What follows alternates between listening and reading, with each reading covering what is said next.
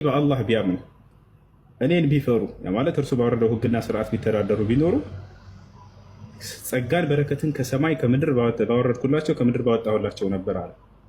በመሲሁ ዘመን ቅድም እንዳልኳችሁ ከላይ ምን አሉ? ነብዩ ሰለላሁ ዐለይሂ ወሰለም ሰዎችንም ወደ ኢስላም ይጣራል አሉ።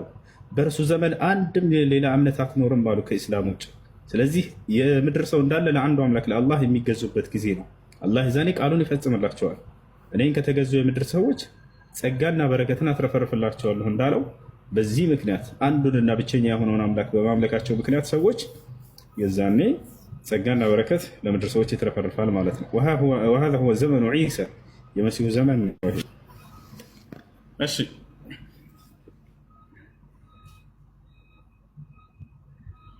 ኡስታዝ ሰላም አለይኩም። ወአለይኩም ሰላም ወረሕመቱላሂ ወበረካቱ። አንድ ጥያቄ ነበረኝ ማለት ዘካተል ፍጥር ላይ ማለት ነው እና ዘካተል ፍጥር ሳወጣ አንድ ላይ ብር መስጠት አንቺ ቀብጠሽ ነው ወላሂ ቀብጠሽ ነው አንቺ ያን ዝም በይ ወላሂ ቀብጠሽ ነው አረባላ አንቺ እሺ ምን አልክ ወንድማችን? ፍጥር ሳወጣ አሁን አውጥቼ ነበር እና ብሩን ቀጥታ ሰጥቻት ነበር። እንደሱ መስጠት ላ በዑለሞች መካከል ኺላፍ ቢኖረውም ትክክለኛው አቋም እህል መስጠት የሚለው ነው ወንድም። ምክንያቱም ሐዲሱ የመጣው በዚህ ነው። فرض رسول الله صلى الله عليه وسلم زكاة الفطر على الرجال والنساء والصغير والكبير والعبد والأمة صاعا من تمر أو صاعا من شعير أو صاعا من بر وأمر أن تخرج قبل خروج الناس لصلاة العيد. هنا حديث أهلنا እንዲሰጥ ያዘዙት ይባቻል። أهلنا እንዲሰጥ ያዘዙት ነብዩ ሰለላሁ ዐለይሂ ወሰለም እዚህ ሐዲስ ላይ ምን ይላል? ልብ በሉ ያ ጀማዓ ዘካተል ፍጥር ከአሁኑ ሰዓት ጀምሮ ነው የሚሰጠው። እሺ ነብያችን ሰለላሁ ዐለይሂ ወሰለም ዘካተል ፍጥር ግዴታ አድርገዋል። በሚችል ሰው ላይ ያልቻለ የለበትም ይቀበላል እንጂ አይሰጥም ካልቻለ ሰው ነው። ይሄ ነው እና የአላህ መልእክተኛ ነብዩ ሰለላሁ ዐለይሂ ወሰለም ዘካተል ፍጥርን በወንድም በሴትም ላይ በትልቅም በትንሽም ላይ ግዴታ አድርገዋል። ይህንንም ሷዕን ነው ያሉት። ሷዕ ጣሳን ነው ማለት ነው። በዚህ ዘመን 4 እፍኝ ነው፣ ያዛኔ 4 እፍኝ ነው። አስበው ይሄ ነው። ይሄ 1 2 3 4 በዚህ እፍኝ 4 ማለት ነው። በዚህ ነው እና በዑለሞች መካከል ታዲያ በኪሎ ስንት ሊሆን ይችላል በሚለው 3 ኪሎ አካባቢ እንደሚሆን ተናግረዋል ሼክ አብዱልዓዚዝ ብን ባዝ ረሒመሁላህ ተዓላ። ስለዚህ በአንድ ሰው ላይ 4 ኪሎ ይደርስበታል። እንዳጠቃላይ በእህል ነው ሊሰጥ የሚገባው። እሺ ይቅርታ 4 ኪሎ አልኩኝ፣ 3 ኪሎ እና በእህል ነው የሚሰጠው። እሺ ይሄንን በአካባቢያችሁ ያሉ የመስጂድ መሪዎች እናንተ ሰብስበው የሚሰጡስ ከእናንተ ገንዘቡን ተቀብለዋችሁ ከዚያ በኋላ እህል ገዝተው የሚሰጡ ከሆነ ችግር የለውም። ገንዘቡን ከሆነ ግን አይቻልም። በዚህ መልኩ አልታዘዝም። ነብዩ ሰለላሁ ዐለይሂ ወሰለም ያዘዙት በእህል እንዲሰጥ ነው። እሺ እኮ እንዴት ነው ማለት እኔ አውጥቼ ነበር፣ እንደዛ አይቻልም ማለት ነው። ባለማወቅ ያለፈ አልፏል፣ ችግር የለውም። ከዚህ በኋላ ያለው ግን አስተካክለው። እሺ አላህ ይስጥልን። ሰላም አለይኩም። ሰላም አለይኩም። እሱ ወአለይኩም ሰላም። እንዴት ነው ወንድሜ? ደግነሽ እና አብለሽ አላለሽ ጀናኛ አልሐምዱሊላህ። አንድ ሁለት ጥያቄ ነበረኝ።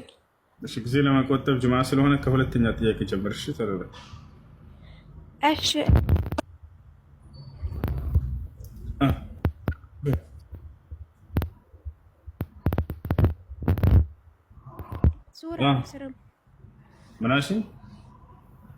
ስሁር አላስርም ነበርና ሳይነያ ጾም አይቻልም፣ መጾምሽ ተቀባይነት የለውም አሉኝ። ዝም ባያቸው ዞር መብላት ሱና እንጂ ግዴታ አይደለም። እሺ ንያ ወሩን ሙሉ ጾማለሁ ብለሽ መጀመሪያ አስበሻል አይደል? በጭንቅ ባይምሮሽ خلاص በቂ ነው እሱ። አንዳንድ ደግሞ ለየቀኑ ቢነየት ብላል። ለየቀኑ ብትነይቱ መልካም የሱብህ ሐዘን ከመባሉ በፊት። ነገር ግን ይሄን ያልቻለ ቢረሳ ሰውየው መጀመሪያው ጊዜ ላይ እኔ ወሩን ሙሉ ጾማለሁ የሚል ባይምሮ ውስጥ ስንት እስካሳደረ ድረስ خلاص ነይቷል። من خطر في باله بأنه سيصوم غدا فقد نوى كما قال شيخ الإسلام ابن تيمية رحمه الله تعالى የነገውን ቀን እጾማለሁ የሚል በጭንቅላት ውስጥ ያደረበት ሰው በቃ ሰውዬ ጾሟል፣ خلاص ነይቷል። እሺ አንዴ ጥያቄ ልጨምር፣ ይቅርታ ጨምር። እሺ ቶሎ በይ ባትሪ ይዘጋ። ሶላት ስሰግድ ደግሞ ዙሁር 40 ረካዓተይን ብለሽ ትታላልሽ፣ አይቻልም። እኔ ደግሞ ዙሁር በቃ ውዶ ሳረግ ብቻ ነው በቃ ውዶ ዙሁር ሰግዳለሁ ብዬ ብቻ ነው ውዶ ማረገው እና አላሁ አክበር ላ ኢላሀ ኢለላህ ብዬ ብቻ ነው ሰግደው። እሺ ዝም በያቸው። አይቻልም ወይስ እንዴት ነው? እንትን ንያ በአንደበት አይባልም። እሺ ዙሁር እንደምትሰግጂ በልብሽ ማሰብ በቂ ነው እሱ እንጂ በአንደበታችሁ ሶሊ ሶላተ ዙሁር 40 ረክዓ ሊላሂ ተዓላ ማእሙመን አላሁ አክበር ታዘዝንም እንደዚህ። النية محلها القلب والتلفظ بالنية بدعة نية مجنية وتوا لب لاي ነው እና በአንደበት አይገለጽም። እሺ ወንድሜ ሽክራን አላህ ይስጥልኝ። ተዛከለ ወራህመቱላሂ ወበረካቱ። ወአለይኩም ሰላም ወራህመቱላሂ ወበረካቱ። ሰላም አለይኩም ወሱ ወአለይኩም ሰላም ወራህመቱላሂ ወበረካቱ። የኔ ጥያቄ ብዙ ነው። በርግጥ እነዚህን ብቻ መልስልኝ። ዘካ ነበረ እና የእህቴ ልጅ ነው የቲም ነው። ሶላት አልፎ አልፎ ነው የሚሰግደው። ለሱ ዘካ መስጠት ይበቃል አይበቃም? ሶላት ሁልጊዜ መስገድ እንዳለበት ንገሪው። እሺ አንዳንዴ እየሰገደ አንዳንዴ መተው ይሄ ተገቢ አይደለም። ወዕቡድ ረበከ ሐታ የእትየከል የቂን ሞት እስኪመጣበት ጊዜ ድረስ ጌታህን አላህን ተገዛ ይላል። ይመቸን አይደለም ይዛቸዋል። ስለዚህ ሁልጊዜ ቀጥ አድርጎ መስገድ እንዳለበት ንገሪው፣ ዳዋ አድርግለት፣ ምከሪው። ከዛ በኋላ ስጭው እና ደግሞ የወንድም አለ በአባት በኩል ነው የምንገናኘው። መሬት አለው